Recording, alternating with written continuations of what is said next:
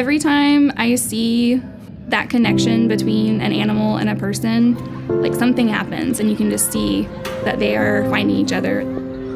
So that just keeps me going. When I'm at work, I feel like I can breathe. Animals are our guides, our companions. They guide us to a better version of ourselves. At the end of the day, our mission is to make sure that they do find a good, loving, forever home. Well, when animals like Blaze come into our system, sometimes they've had a rough life or rough history, or they have some certain problems. And in Blaze's situation, we knew right off that it was going to be a long, expensive process, but we don't turn those animals away. Those are the animals that everybody jumps in and contributes to.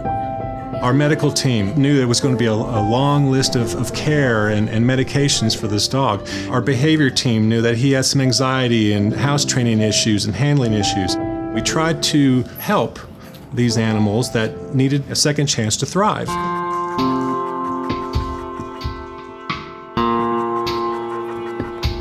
I saw this group of people come in, and one of the animal care workers came out and said, "Someone wants to see Blaze."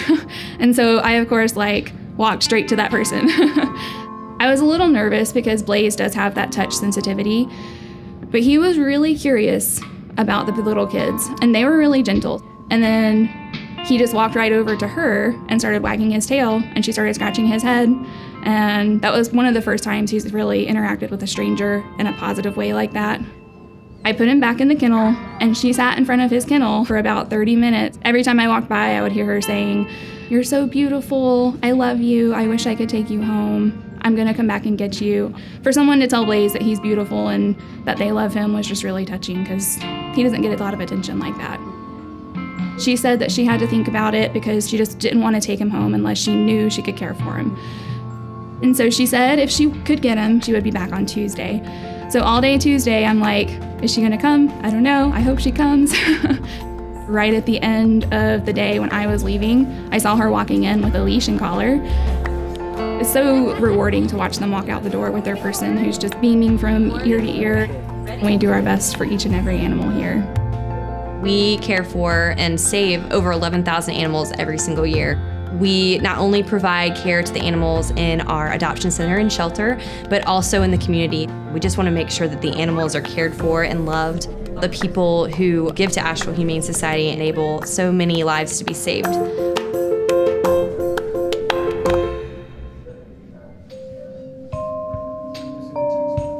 I got my cat when I was 18 years old. I was going through a lot at that time.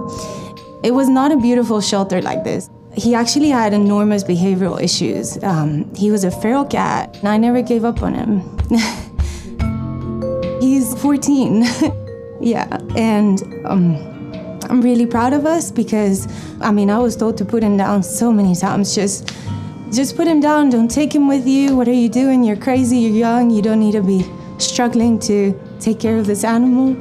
And I was like, no, because I feel like when we give up on our pets, we give up on ourselves, Whatever it is that we're going through and whatever struggles that we find during the course of our life with this animal is their way to guide us to where we need to be. That's how I feel.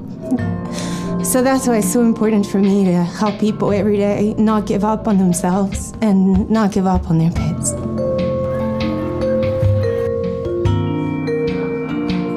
When I started volunteering, I knew I made the right decision, that I was doing something that I love, saving the world one furry soul at a time. And that is the thought of everyone here at Asheville Humane Society.